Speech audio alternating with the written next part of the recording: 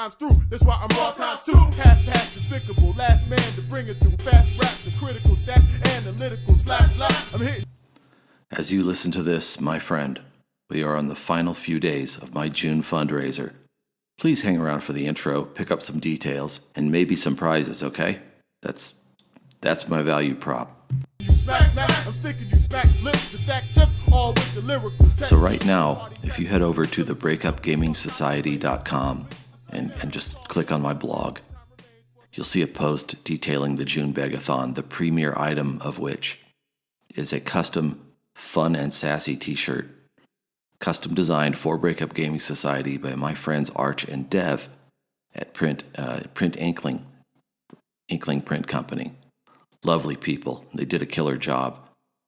My most generous donor from this campaign is going to get one of those shirts, and I've also put together a number of small prizes this year to try to bait the hook because I decided this is the year that I got to turn a buck or two to offset at least some of the basic costs of this show.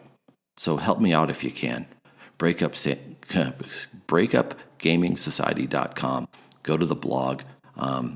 There's stickers from Inkling, a couple small games that was made by a friend of mine in Australia, BGS stickers. And you know, at this point, it's a good proposition for you because I think as of the recording of this podcast, I still have more prizes than I have donors. Okay? So chip in if you can. And if you can't, well, you know, a signal boost, that's what I do. A signal boost on your platform of choice is also gratefully accepted. Here we are, episode 65, Breakup Gaming Society. I am your host and friend, the Colonel Hector Bravado. What do we got going on today? Drink of the week. We're going to talk about a beer and tequila pairing that I rode the hell out of earlier this spring. Game of the week. Going to set up for you how it is I came, without planning to play hundreds of games of the solo mode of Sagrada, the dice drafting game. And then track of the week, we've done one of his tracks within the last 2 episodes, but I'm going to keep beating you over the head until you get the sense to listen to more Lord Finesse. So we're going to do another Lord Finesse song, all right? Here comes Drink of the Week. I've been through hard times too. The situation demand I bring the hard rhymes through. That's why I'm all times two. Half past despicable, last. A beer and a shot. That was what I decided I was in the mood for several months ago. So that's what I did. The beer in question was, of course, the only choice for mass market American beers, and that is the Banquet beer, Coors. Always has been, always will be.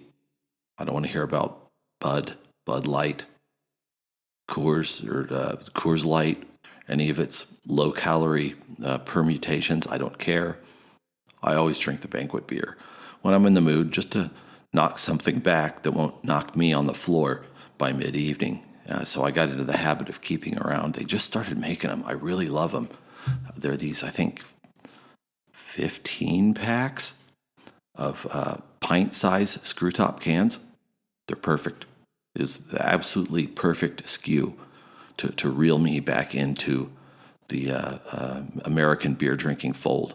Now, of course, when I'm doing that, I like to have a shot back. So I decided I was going to do a beer and tequila. What did I wind up with? None other than Dulce Vida organic tequila from Dulce Vida Spirits in Austin, Texas. It's an 80 proof, 100% pure agave, handcrafted, but isn't everything. And you know, it wasn't the first time I'd had it.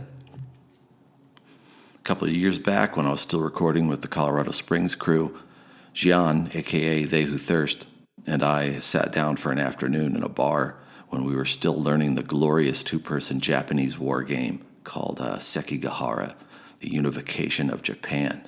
And we were learning the game, and you know, there weren't a lot of selections on the tequila shelf at the bar, so we said, sure, I'll try the Dulce Vida. And we drank it all afternoon. It was great. So I saw it on the shelf again at a reasonable price and said, let's take another run at that. Now, there's absolutely nothing wrong with it. I like it.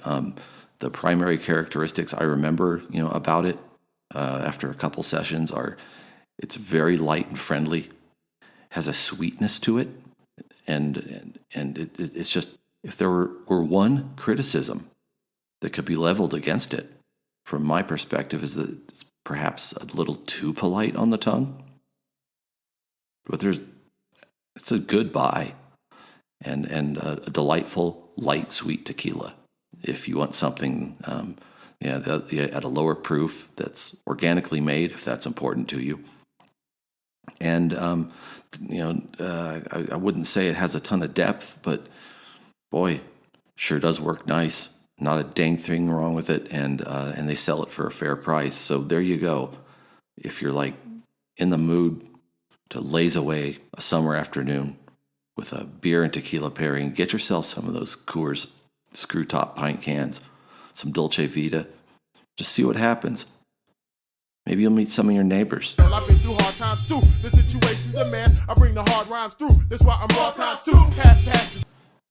We can always say that this game or that game is my favorite, or I love that game, but where the rubber meets the road in this is what keeps making it to the table over and over. I have a big pile. It's not a big pile, but it's big for me, of stuff I've just sort of impulse bought or had my eye on and acquired over the last 6 to 8 months that I still need to play test or play again. But over the last 6 to 8 months, I've played nothing more than I have played the solo mode of Sagrada. Sagrada is what they call a dice drafting game. Thematically, you are to build a stained glass window with a number of overlays of varying difficulty. The pattern and the number of tools you use, and the pattern you choose sort of selects how hard the build is going to be. Now, I did play the 2-player version once with Augustus Crimes, and we had a nice night of it. It's mechanically easy to pick up, and it's physically engaging because the pieces of your window, such as they are 90 multicolored dice. You roll them, and based on their color and value, try to make the best of them by placing them into your window. So, if any of you want to actually see what I'm talking about, I accompanied this segment with a brief 4 minutes and change video on Breakup Gaming Society's YouTube channel. I just show you what I'm looking at when I set up a solo game of Sagrada, and brief overview of how the game works. And I think the reason it makes such a good solo game is it's hard. The way they make you score it makes the overlay of scoring conditions, dice placement, and the tools available at your disposal even tougher, because you're penalized for the amount of total value of the dice that you don't use. It makes it very difficult to win, especially in turns 8, 9, and 10, when you see all your plans fall apart because you just cannot get the dice you need. Then you have gaps, then you get penalized for those, and it all snowballs. But the nice part about it takes it's a neat little puzzle that takes a couple seconds. Sometimes I'll just leave a half of it, leave it on half of my kitchen table with a certain set of randomized tools that you can use to, nudge a piece here or there against the rules, and just play the same pattern 5, 6, 7 times. And set up, tear down. I've contended with it. I've had some fun, and once in a while, about every 12 games or so, I'll beat it. And the whole tear up is 5, 6, 7 minutes. It moves quite quickly once you get your head around how to use the particular set of tools to use against the pattern you've drawn, and what the scoring conditions that you've been assigned. So if the final truth is, out of your favorites, what do you actually play? For me, it's Sagrada Solo. I've played it hundreds of times since the winter, and it's something you can do in a quick 5-10 minutes downtime in between tasks. Get up in the morning and pour a cup of coffee, play 5-6 games just to start my day. It was wonderful to wake up my brain. And also I like it because it's a nice blend of chance and analysis. When something's 100% analysis and you give me perfect information, I will seize up. It's just not my thing. But Sagrada's fun for me. You might enjoy it too. Again, you want to see a 4-minute walkthrough of what it actually does in solo mode, head over to YouTube, Breakup Gaming Society, watch my little video. There it is, fun little segment for a fun little game. Coming back with Track of the Week. I've been through hard times too. The situation demand I bring the hard rhymes through.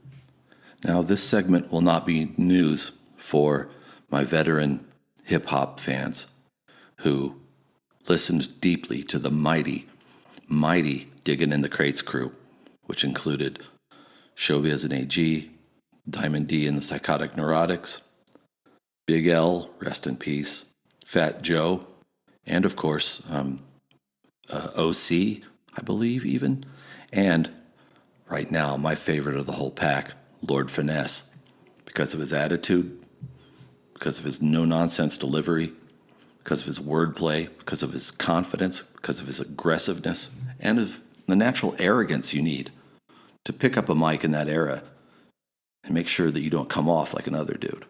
So here we go. I'm just going to hit you with a section of it.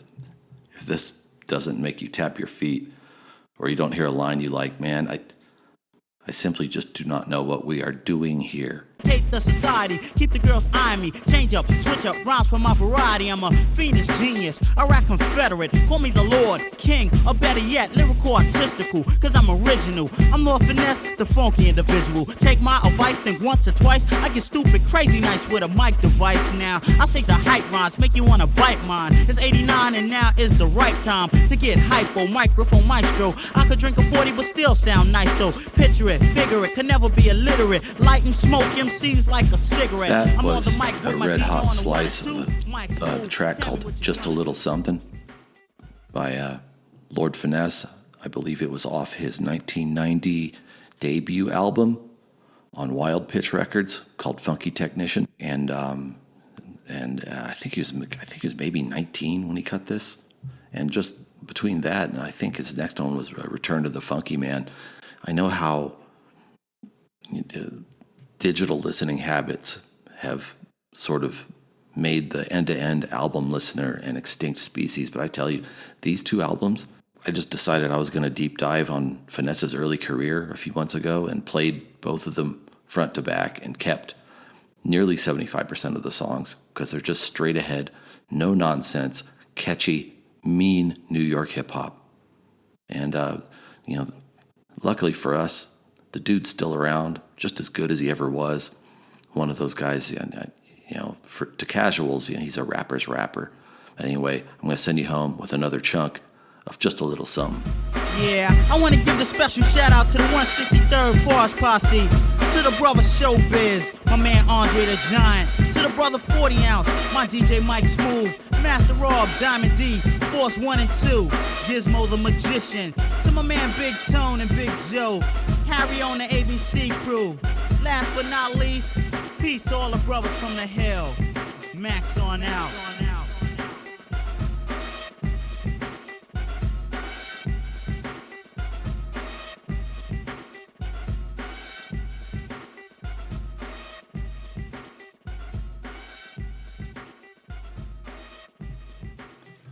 We have reached the end of the episode, friends.